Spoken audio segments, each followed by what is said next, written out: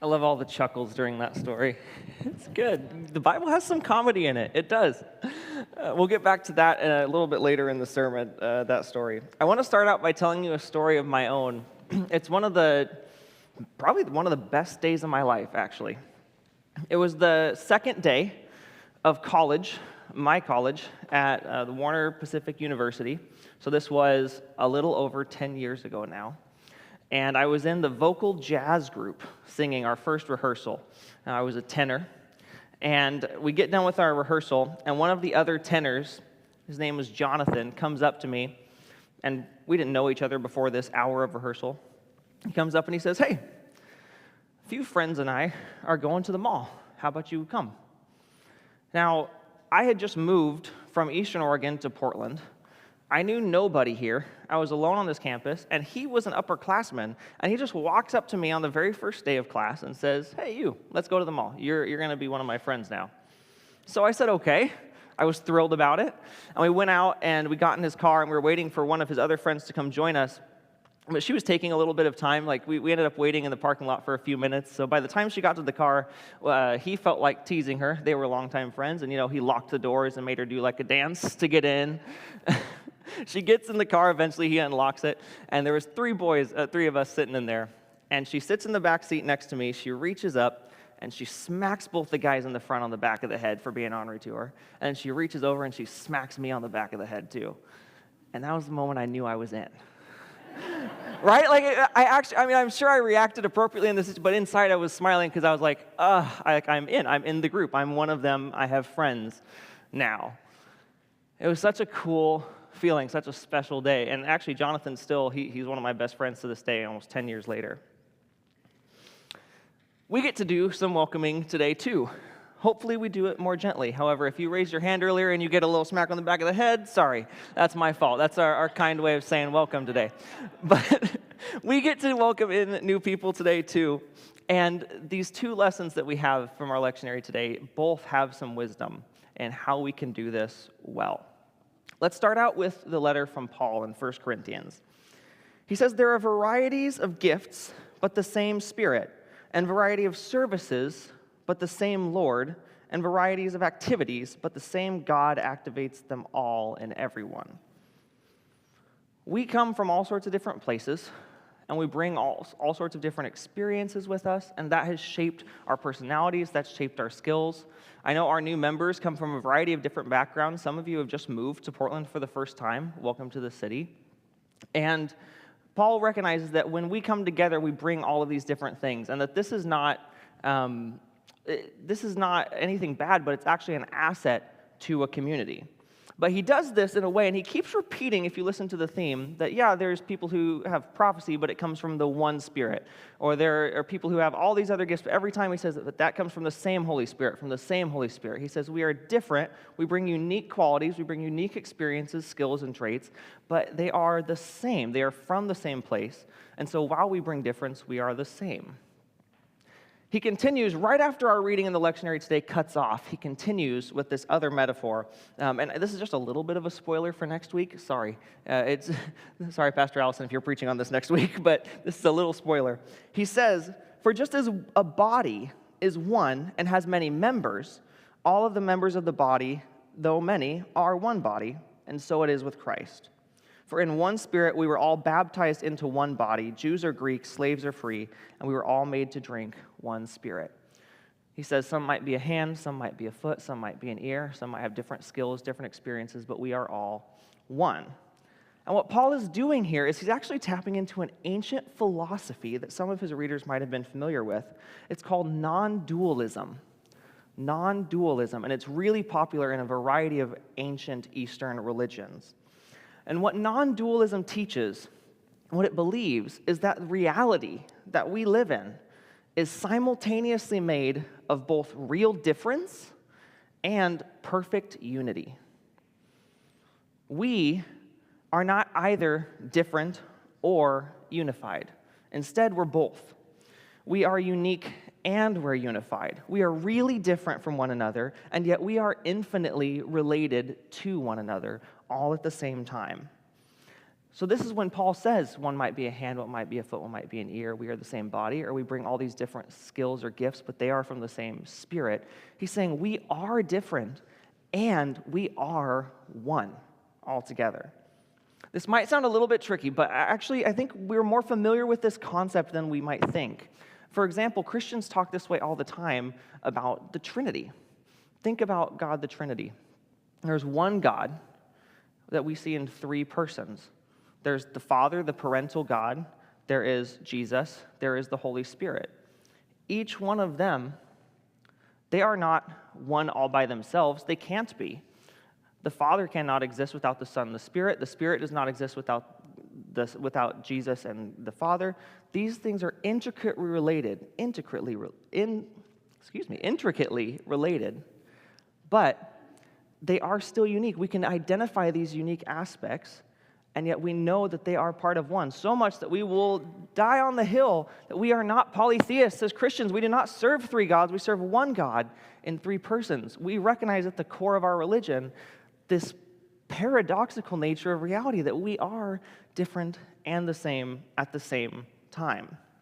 And human beings, we're not any different than this. If you're a parent in the room, think about how much of who you are, how much of your identity is being a father or a mother. If you were to take away that part of you, you can't, right? You would no longer be, whether your kids are this big or whether they're grown and off, wherever your kids are, parent becomes a part of who you are, and that becomes intrinsic in your personality. That is a key part of you. Think about, again, if you're a child of somebody, which should be everybody in this room. Everyone is a child of someone. The families which we come from, how much does that shape who we are as a person? That is inherently based on our relationships to other people, and it forms who we are. You can't pull us out of our context. Kamala Harris would have said, "Do you think you just fell out of a coconut tree?" Right? This is the point. We are built with relationships to other people. We are intrinsically related all the time. Even though we are unique, we are different. Both are happening at the same time. And we recognize this being true more and more with our relationship to the physical world as well. Think about the earth. Think about the climate. We have learned, and we become more aware, that the straw in my Starbucks can end up in the nostril of a sea turtle, right? And we realize, oh, there's a line from me to them. We have learned that with the trees, we have this cycle of breath. I breathe in the oxygen, I breathe out the carbon dioxide. They clean it right back up and give it back to me. We're in this cycle, and I am related with those trees, though I could not be more different, could not be more unique. We are linked. And the CO2 coming from a country on the other side of the world, carbon dioxide being put into the atmosphere, affects global climate change, which then changes weather patterns across the whole world, which leads to drought and massive winds, and when we have wildfires in Los Angeles that are devastating, right? From the other side of the world, these things all affect. It's kind of like the butterfly effect, but that's just an example that while we may be different, while we may be distant, we are still deeply related and tied to one another globally. We know this to be true. If we think about this from a slightly different lens, a scientific lens, Albert Einstein changed the way that we see the whole world. And this is a little bit of a sneak peek into a quantum faith class that's coming up next month, by the way. But Albert Einstein, he saw the world that we live in. He said, oh, the forces that enact on us in the world, take gravity, for instance. He said, gravity doesn't happen to us. Gravity happens between us. It's all in the relationship. Gravity is happening right now between me and the earth, between me and you, between me and the sun and the moon, all of us with one another. These forces are happening between us, not to us. They're not outside of us, but instead it happens between. They are relational forces, and these are the physics that govern the universe. It's the same thing.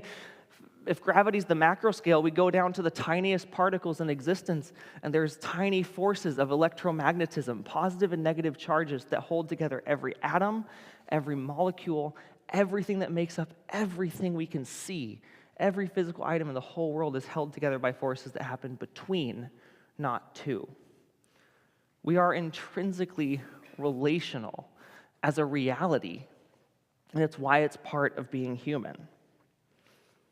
Another good example of this, and this is where we get to our gospel story, is a wedding. Now, back, especially the Jews in Jesus' day, they had a very strong idea of how important it was for two people to come together in a wedding. If we go back to the earliest Hebrew scriptures, Genesis chapter 3, the story of Adam and Eve describes the first wedding, and it uses the language that the two people will become one flesh. Two will become one.